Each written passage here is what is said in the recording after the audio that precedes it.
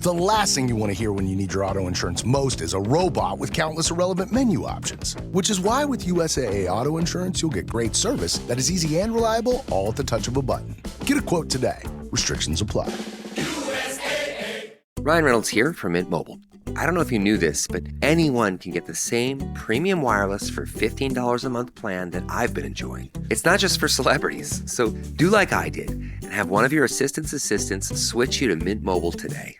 I'm told it's super easy to do at mintmobile.com/switch. Upfront payment of $45 for 3-month plan, equivalent to $15 per month required. Intro rate first 3 months only, then full price plan options available. Taxes and fees extra. See full terms at mintmobile.com.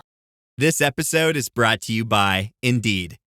When your computer breaks, you don't wait for it to magically start working again. You fix the problem. So why wait to hire the people your company desperately needs? Use Indeed's sponsored jobs to hire top talent fast. And even better, you only pay for results. There's no need to wait. Speed up your hiring with a $75 sponsored job credit at Indeed.com/podcast. Terms and conditions apply. Oh, wonder-working power in the precious... Incredible as they seem, are not the results of mass hysteria.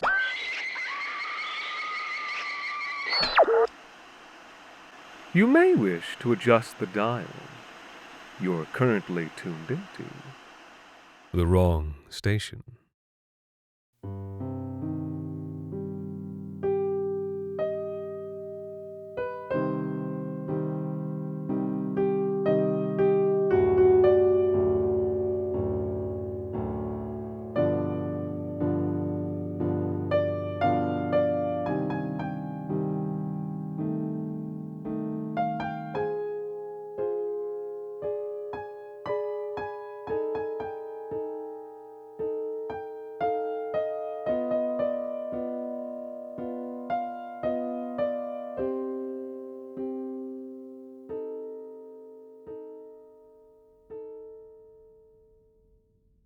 Chapter 8. Arms and the Man. The next morning dawned pale and blue and gold and clear, with a fine white blanket on the asphalt tile roofs, the crumbled macadam of the Starfall Road. At the crossroads outside Timra's rusted-out shipping container, someone had driven a rusted iron bar into the half-frozen ground. The bar had a hole near its top, and one end of a 9-inch stove bolt had been mounted into that hole with a lug nut. The other end of the bolt ran between the radius and ulna of a human forearm, which had been burned off the rest of its limb just above the elbow. The forearm belonged to a woman. It was clad in a fine mesh of white ceramic scales. This time, people didn't gather to stare. Best to stay uninvolved. If they had to walk past Timra's, they put their heads down and went by, pretending not to see the hand that hailed them. Only a small group stood about with their hands in their pockets, watching as the cold wind slowly made the severed hand creak against the bolt. Guma, Bleda, Timra, 3 of the last survivors of the slave ship raid. Bleda's son, Larrick, sitting on an old cinder block nearby, stared at the arm with a dead look in his eyes. "We don't know that it's Stetha's," said Timra, but Bleda shook her head. "It's hers. When we take it down and peel off that glove, there'll be that scar across the back of her hand. It's hers." "We'll head back out again today," said Guma. "We'll find him this time." He meant the stranger. "We'll make him pay for this." Timra grunted. Bleda said nothing. "Won't we?" Guma insisted. "Sure," said Bleda. But they just stood, staring at the hand. After a while, Timra asked, "Where's Gooskar?" They went out to find the old man, but his house was dark, and when Timra pushed against the front door, it sagged slowly open. The shadows smelled stale inside. "I'll go first," said Guma. Bleda told her son, "Stay right here. If anything happens, run for help." They pushed slowly through, by the light of drawn power swords. The old Gadrat's home was a hovel filled with too much furniture, too many old electronics and appliances picked up from the edge of the road. It stank. The musty smell thickened as soon as you pressed in past the front door. They had to douse their swords for fear of setting light to the piles of old bedding and threadbare clothes. It took a moment for their eyes to adjust to the gloom. "Guskar!" Bleda shouted. "He's not here," said Guma, sheathing his weapon. Bleda wondered if he'd known that already, if that was why he'd been so willing to go first. "Not that you'd know with all this stuff," she said, nudging a stack of off-cut coils of coolant hose, slumped out over a crate of old batteries. Why do so many people around here hold on to so much shit? Ugh. The other two looked up at Timra's disgusted sound. "I think I found the source of the smell."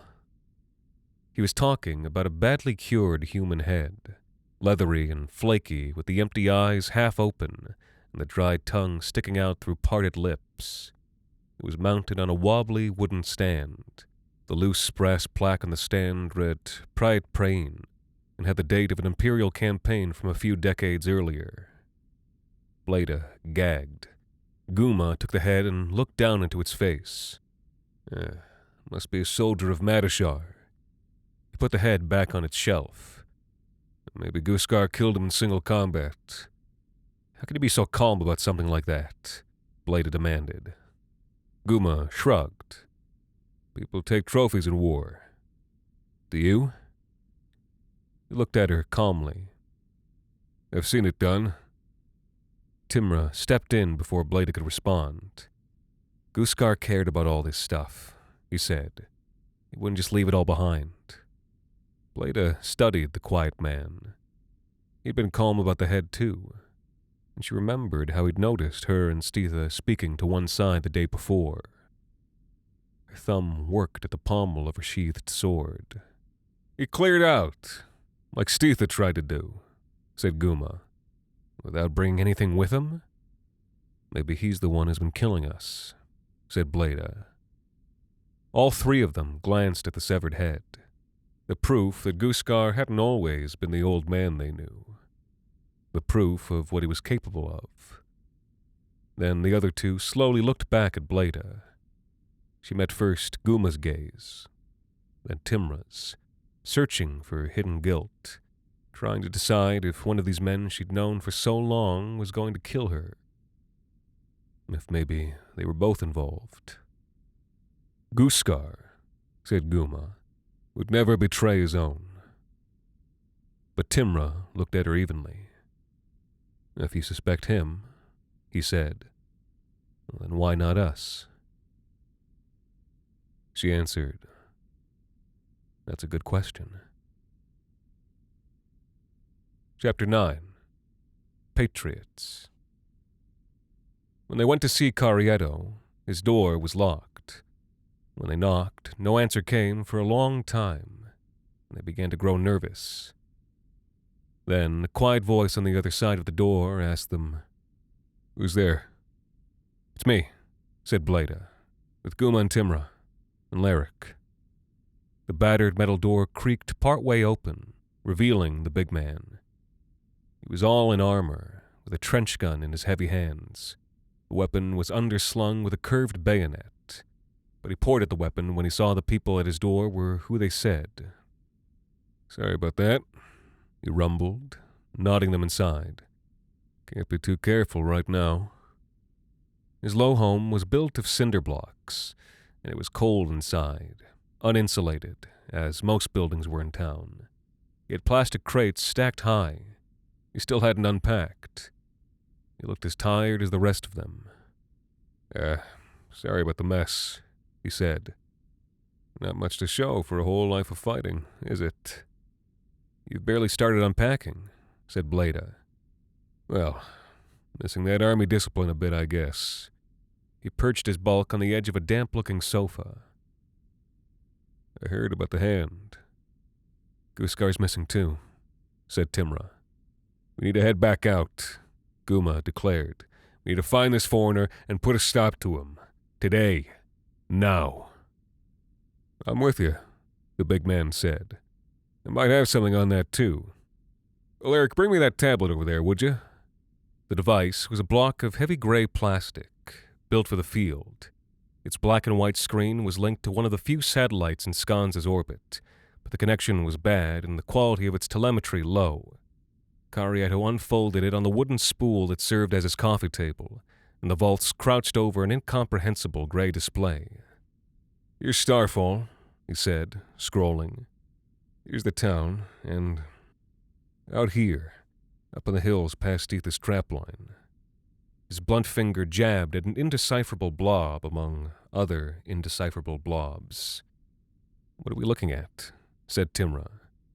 But Guma had more experience with the Empire's antique field equipment. A ship, he said. Blada left Lyric in the care of an old woman who lived at the edge of the settlement. Her name was Frimalt. In the Empire, she might not have been old. She was barely 60. But out here, she was doubled over, and her hips were locked, and her hands red and clawed with arthritis. She had an eagle's nest of gray hair. She was kind and alone. Her husband and son had both been Gdrots. I want to come with you, Lyric told his mother. Not this time, Lyric. I'm old enough. I'm ready to be a Gdrot. What he really wanted to say was, I want to make sure you're safe. She crushed him to her armored chest. Your time will come, she told him. You'll be a Gdrot. You'll go off to the Empire and make your name, like your father. Just not today, Lyric. Just not today. It wasn't what he needed to hear. It was what she thought he needed to hear, and it was what he thought he needed to hear too. But deep down, the words left him empty. Listen, she held him out at arm's length. I want you to make me a promise. If anything happens to me, I want you to take the hyperpyrons buried in the basement and go to Starfall. Take passage on a ship and get to your cousins on Sarmisa. But get out of here. Don't talk to anybody. Don't trust anybody. Just go. He looked at her in blank fear. It'll be all right, she said. He knew she was lying. I love you. Then she was gone. He stared silently after her, and Frimalt came to stand beside him. Chapter 10. The Adversary. The Gdrots gathered back at the captured ship on the town green. At the dull urge, the slave maker. Carietto was standing on the ramp, checking the charge on power knives and sheathing them along his bicep and thigh. The inside of the ship flickered sunset red as he tested them. His shadow loomed dark. Why are we taking the ship? Said Timra. Shouldn't we go into the hills on foot, quietly, to catch him by surprise? He'll already know we're coming, said Carietto. How? He just will. Somehow. Guma glanced at Blada. The big man didn't seem himself. Maybe he was going to choke on them. There was a touch, just a bare deniable trace of scorn, when Guma asked, Why are you so afraid of the anagogues, Carietto? He asked the question with his chin raised and a hand on the hilt of his sword. It was a provocative question, but Carietto didn't rise to it. He kept his head down and his eyes closed. He looked tired. I'm not afraid of them. They're just very dangerous. Why? Carietto opened his eyes, looking up at the pine hills above town. 35 years of this. It's a lot, isn't it? Blada wasn't sure who he was speaking to. Again, that glance from Guma. Carietto, are you good? She asked. Oh, I'm good, Blada. Just ready for this bit to be over. Lost my stomach for the killing part, after all this time. Guma's lip curled ever so faintly. And I'm tired of some kid coming along every few years to ask how I know what I know. He didn't meet Guma's eye. This wasn't a contest or a confrontation for him. I know what I know, Guma, because I've done it. I learned all about anagogues on Merodek. They walk around, smiling, helping out. But they're vicious, deep down vicious when they think it's right. One thing I learned about them is they always have some edge. We don't believe in fair fights on Red Sublime. There's always some trick or trap or little plot, some insignificant thing you overlook, something they put on the board before you even knew there was a game. They only fight you when they've won already. Then how do you kill them? Said Timra. The same as anyone. You just do. Carrieto looked up at the sky. We should go. They took the ship. Bleda sat at the controls of the heavy full-caliber gun in the plastic turret, but it still smelled of cooked brains in there, so she asked Guma to take over and sat with Carrieto in the cockpit. The dull urge moved smoothly in the afternoon sky. The snow-covered pine trees blurred away below them. Bleda had a terrible sense of foreboding. A pink waypoint grew on their screen. There was a ship nestled down among the trees above Stetha's trapline. Then, as Carrieto brought the ship down low, the comms lit up. "Can I help you, comrades?" The anagogue's voice sounded as friendly as Carrieto had said. When the explosion came, Lyric was still sitting at the old woman's front window, looking out at the sun-filled hills above. The distant boom rumbled down across the landscape, and then the distant, retching sound of the dull urge tearing down through pine trees. "Did you hear that?" asked Frimolt, appearing in the kitchen door a moment later. But by then he was already gone. Against the bright sky beyond the hills, a plume of thin smoke was slowly rising. The distant clatter of full-caliber guns caused a faint stream of powder snow to waft down from her eaves. Chapter 11. The Cathedral. The snow was crisp and thick in the hills above town, and the glint of white sun golden in the crystal. The pines were tall and spare, and their bark was red against the clear blue sky. His father's armor was loose on his shoulders, the pack heavy on his back, and the power sword at his hip. He was breathing heavily, and the sweat was running down his spine. He glanced back at the gray smear of the town below. He'd been hiking for about an hour and a half, and the afternoon was wearing on. He kept climbing. The ghost of that plume of smoke still hung faded in the winter sky above the treetops. He knew these woods well enough. He'd gone with Stetha on enough half-day trips up the trapline to have some sense of where that smoke was coming from, where the dull urge had gone down, and he was making decent time, considering the snow. He'd stumbled across 2 sets of half-filled tracks, and following them was easier than wading through fresh powder. Conveniently, they led in the same direction he was going. But he was worried. Every minute since the explosion was a minute his mother had been in danger. He stopped at a fallen trunk to catch his breath. Between 2 hills, he caught a distant glimpse of the fens where he and his friends sent out their coracles. That made him think of the stranger and his gift. He dug the hagstone out of his pocket. It was heavy and lifeless, but shone bright gold in the cold sun.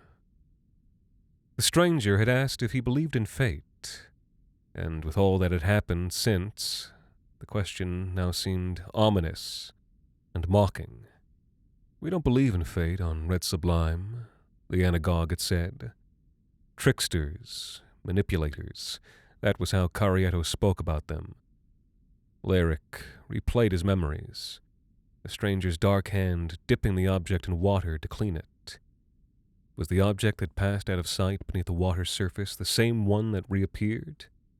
How could he be sure there wasn't any sleight of hand? That the object he was holding wasn't something the anagogue had wanted him to have? Some sort of bug? Maybe it was tracking him. Instinctively, he cranked back his arm to hurl it away. But something stopped him. "Is this real gold?" he'd ask the stranger. The hagstone could be worth something. Passage on a ship, place to stay, a weapon. Vaults shouldn't think too much about gold, Guma always said. He raised his arm again. But it wasn't that easy, was it? His eyes drifted back down white slopes toward the gray town. He thought about Fremont, old before her time, the shipping container where Timur lived, and Carieto's uninsulated home. He and his mother were wealthy by the standards of the vaults, but all that meant was that they owned weapons and armor, and ate the same cold gruel with the same cankered teeth as everyone else. He couldn't bring himself to let go of the golden object. He pocketed it. He stood and brushed the snow off his backside. He felt strange. He wanted to keep moving and get away from the feeling. And so, shouldering his burdens, he followed the old footprints deeper into the pine cathedral. The air was crisp and clean, and the pine sap was a faint incense on the air. The red pillars left slashes of blue shadow across the floor as the sun tilted down. But it was starting to feel cold now. Here and there, when the wind changed, it brought the smell of smoke. By now, the twin set of tracks had branched off from each other, and he was following the set of longer strides down into a cleft between two hills. Down at the bottom, there was a stone shack, almost invisible in the snow. It would have been even harder to see in the summer with its thatched roof, and he would have missed it entirely if the long strides hadn't led straight down toward it. He wondered whose shack it was, and if Stetha had known it was here. A patch of snow was trampled down in front of it, and this area reflected slightly blue from the angle of the sun. There were large, irregular patches of black in the snow here, which at first he thought were pools of water. He'd crossed a few unfrozen streams along the way, and they looked black as they carved the landscape. But then, as he drew nearer, he thought, no, those patches of black were vegetation, swaths of loam laid out in front of the hovel for uncertain purpose. It wasn't until he was very close that he realized they were meat. And still, his resistant mind told him he was looking at charred sides of pork or beef, until he was almost among them. That's when he understood. He was looking at Guskar. Some time after the snow had stopped falling last night, the old man, sliced vertically into thin fillets, had been laid out like cards on a table. The raw edges of each slice had been burned black by the power sword that sawed him. He was arranged, as if posed for a photo, into a series of silhouettes against the white surface. There was an artistic eye behind it. Guskar had been a friend of Larrick's father. It was him who had taught Larrick how to weave coracles out of wicker and tarp. Larrick wondered if he'd been alive when this was done to him, and if so, for how long. Strangely, he didn't feel sick. He just felt tired. He just wanted to go back home and have a rest. But up over the next hill, that curtain of black smoke fluttered against the sky. His mother was there. So he stood and passed Guskar's remains and followed the footsteps up over the next hill. Oddly, there were 3 sets of tracks now. One was less filled with snow than the others. Chapter 12. The Massacre. The Dahl Urge had been at low altitude when it went down. The shuttle's frame seemed intact, but an explosion had obliterated one of the port engines, bringing it down into the pines. black impact craters spiraled out across the clearing. He thought they were from the shuttle's full caliber. Over at the other end of the clearing, a wider, flatter shuttle waited in the snow, with a few new scorch marks on its armor. The dull urge was scarred too, and the tree trunk shredded behind it. Lyric thought he understood what had happened. Something, a rocket or a planted explosion, had brought the vault ship down, spraying fire. As the Gudrats had climbed free, the Anagog shuttle had opened up on them with its own heavy gun, and they had scattered into the woods. This second ship was a patchwork. It looked like it had been put together from spare parts. Its gun turret sat empty. He stepped out into the clearing. He didn't dare shout for Bleda or Guma or Carieto. Everything was quiet. Footprints scattered out across the clearing in every direction, and with the cross-trampling and the chaos of the heat melt from the heavy cannons, it was impossible to tell which tracks belonged to who. As he crouched to look more closely, a high-pitched whine came up and over the trees nearby. Lyric recognized the sound of the stranger's drones. He flicked on his overshield and sprinted for the tree line. A golden flash washed over him as he dived into the wreckage of shattered trees, and he knew that he'd been scanned. He flicked off the overshield and thumbed the countermeasures at his hip, knowing they would make the drone see duplicates of his biosigns sprinting off into the shadows of the forest. But he didn't slow down. He ran headlong through the snow, zigzagging from trunk to trunk. And maybe the drone's systems were better than his antique countermeasures, as he heard its whine behind him, getting closer. He flung himself against the bole of a huge pine and closed his eyes as gold flashes stuttered through the forest, trying to isolate the real signal of his body heat among the doubles. Slower now, drifting from tree to tree, he heard it hunting behind him. He tried to slow the beating of his heart. He could see it in his mind's eye on the other side of the trunk. He could feel its hum inside his teeth. Then he lunged around the tree and flicked the catch on his power sword. Gold fire blazed into life. A gold flash blinded him, but the sword was driving through already, and he felt it cleave the metal shell, even as he screamed from the pain of his dazzled eyes. Then all was silent, except his heart, pounding inside its cage of chest and armor. He extinguished the sword and listened, grinding the heels of his hands into his eyes, after images of dark pines and burning starbursts. Somewhere in the distance he heard more whines approaching, and so he flung himself off through the woods again, lurching blindly between the bare-waisted trees, scraping his bare palms against their bark. He blinked. He could almost see, but everything was red and green. He flicked off countermeasures and slid into a bank of snow at the bottom of a draw to hide his body heat.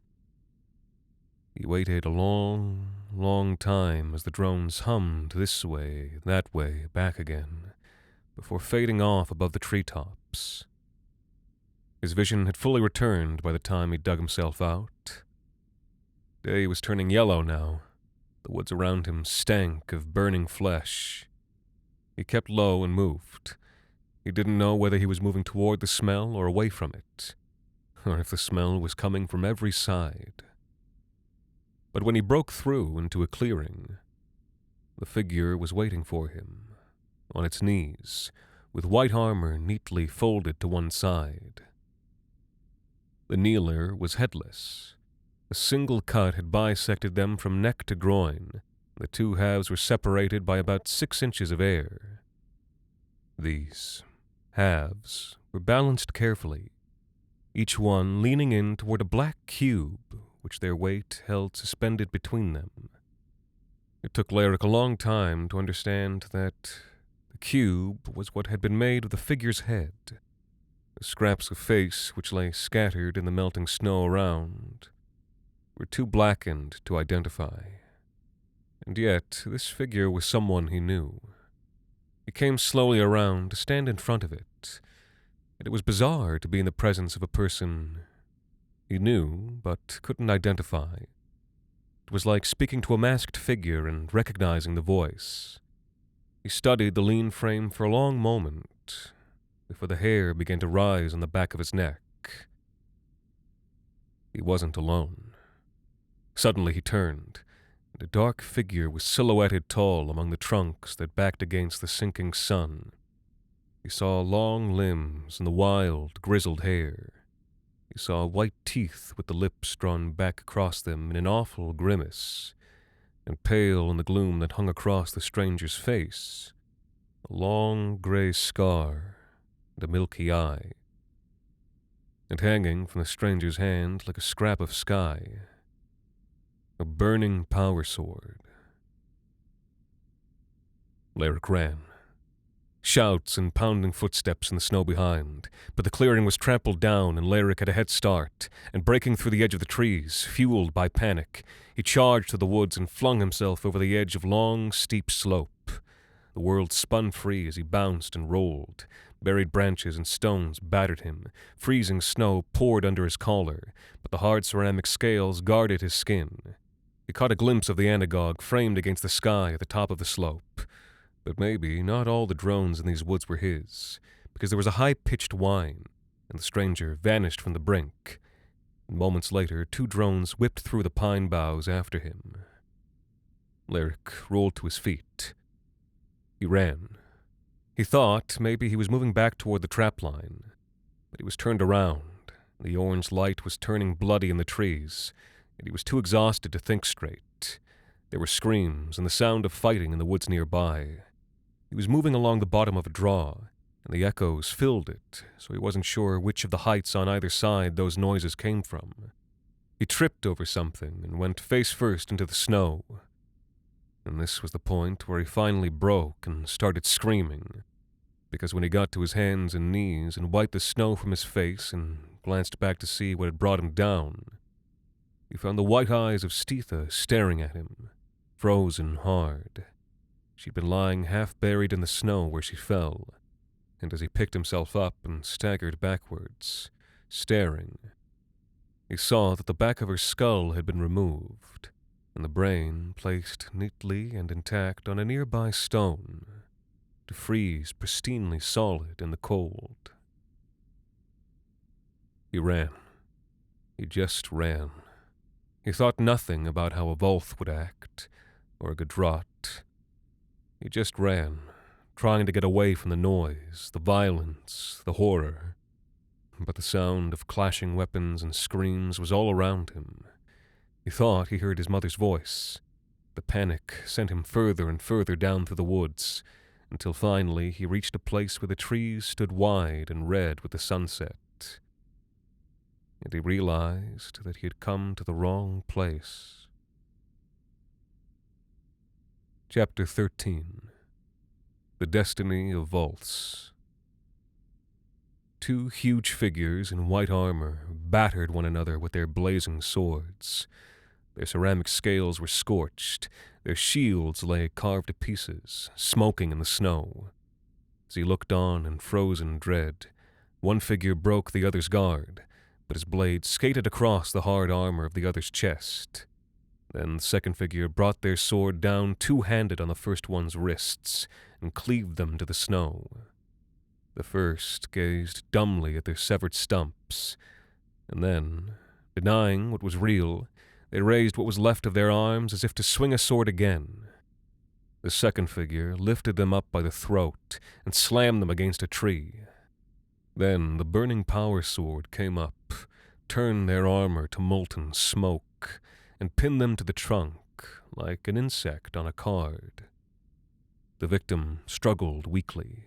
Blood came from the corners of his mouth.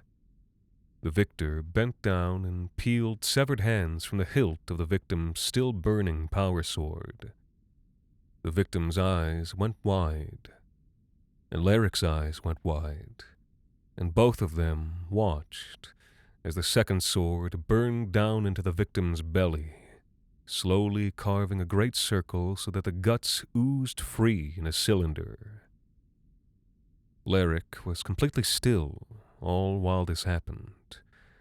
A distant voice inside him screamed to run. His limbs would not respond. Then the killer stood back from his work and took a photograph. Guma was, of course, dead by now. The killing had been done with an artistic eye. Then, when Carrietto turned and saw Lyric standing there, it was his turn to freeze. "Ah, kid," he said after a moment. "I wish you didn't have to see that." Lyric was trembling. "Why did you do that?" he managed to say. It was all so strangely quiet now that the crashing and screaming and dying were done. The woods all still, the trees scarlet with the slanting sunset, the snow bright red, the sky a hard and dimming blue beyond the sharp black boughs. Only the soft hum of Carrietto's weapon filled the silence. The giant took a half-step forward, spreading one hand reasonably. "I'm a Gadrat, kid. Killing is what we do." "In war," said Lyric. "Not like this." "I don't know what you think war looks like." Another half-step forward. "But it's an awful lot like this." "Not to your own people." Lyric took a half-step backward. "And not to other Volths." Carrietto made a sound halfway between a sigh and laugh. He hung his head. "You know, men like me, your father, we go off to war, and who do you think we fight?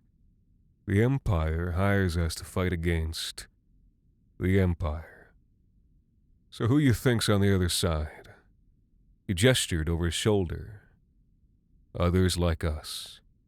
You think Guma here has never killed another Volth?" "It's murder." Lyric took another step away. "It always is, kid." Carrietto leaped forward. Lyric turned and ran, but he was exhausted, and the snow was deep. Carrietto caught up with him in a few long strides.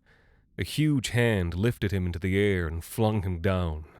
When he scrabbled for his father's power sword, a ceramic gauntlet seized his wrist and tore the weapon from his grasp. Lyric tried to struggle free, but Carrietto picked him up and slammed him into a tree trunk and threw him down again. There was no anger or cruelty in any of this. It was done with an air of exhaustion, not to hurt, but to break resistance. And when Lyric lay gasping at the bloody sky, Carrietto looked down sadly at him, framed against it. "I'm sorry it had to go like this, Lyric. Your mom and dad, I really did value their friendship.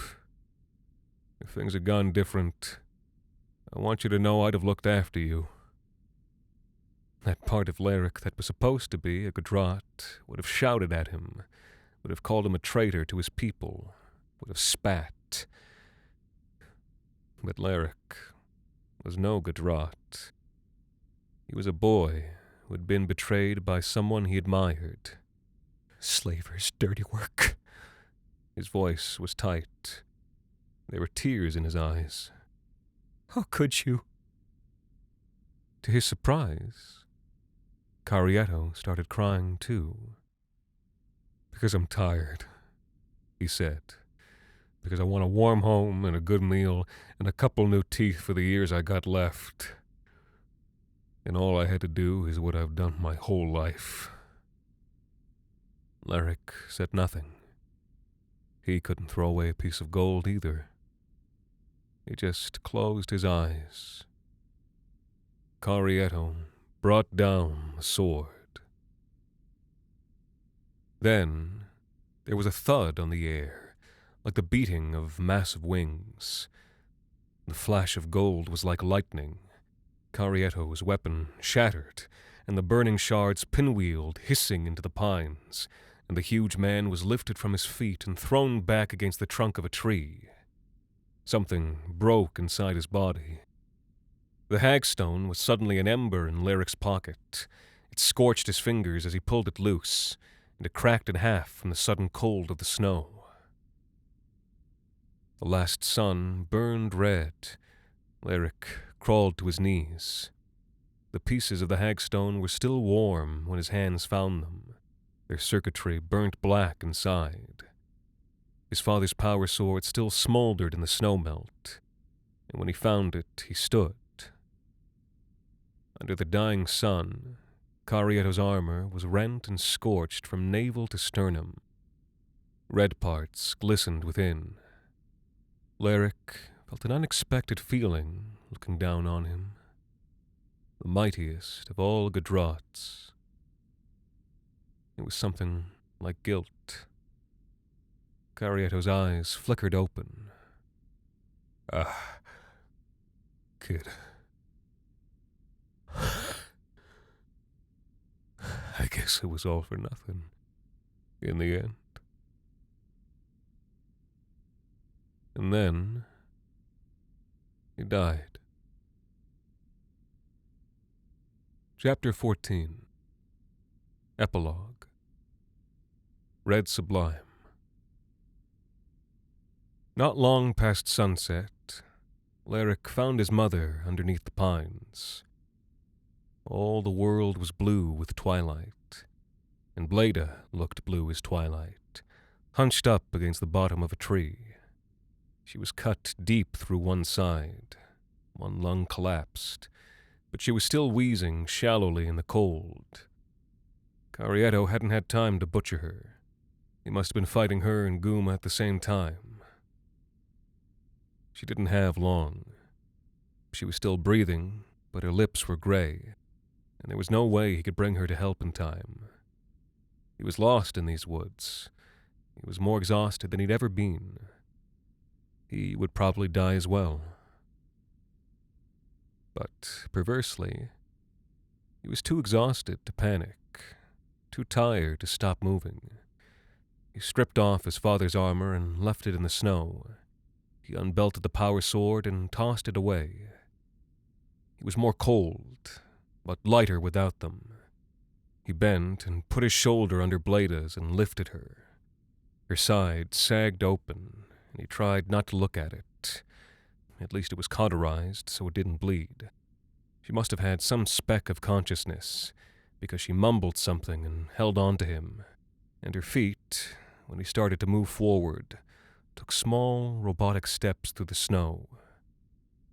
She was so heavy, and he was already tired unto death. But he walked. He didn't know where he was walking. He just walked. If he kept going in a straight line, then maybe he'd make it eventually. They went on like this for he didn't know how long. The blue night burned black. Cold stars came out above the pine trees. At one point, he fell to one knee and thought it was over, but found the strength to go on a few minutes later. Then, as the moon rose hard and white, he went down again, for what he knew was the last time. But then, the weight was lifted from his shoulders. "Come on now," a calm voice said. "Let's move. Let's get to someplace safe." He recognized that voice, the strong, dark hand that took hold of Bleda's belt, holding her together. "You gonna run away from me again?" the stranger asked. Leric was too tired to say anything. He just shook his head. "I guess I don't blame you. Keep moving." "Too late," Leric mumbled. "Too far." "Not true," the stranger told him. "Don't give up now. Don't despair. We're going to save her, you and me together. Right?" The night grew colder and darker. The stranger kept them moving on. Leric's eyes were playing tricks. They told him golden lights were shining through the trees ahead. He said, "Tell me something." "Of course." "On Red Sublime, you used to be like us?" "That's right." "Not anymore?" "No." "So, So what's next? Larrick's sight was going dim around the outside. He felt lightheaded. What comes after? The man said nothing for a moment. Instead, he adjusted his grip and held the blade tight, and took more of her weight off Larrick's shoulders and onto his own. This is what comes next, he said. Just this.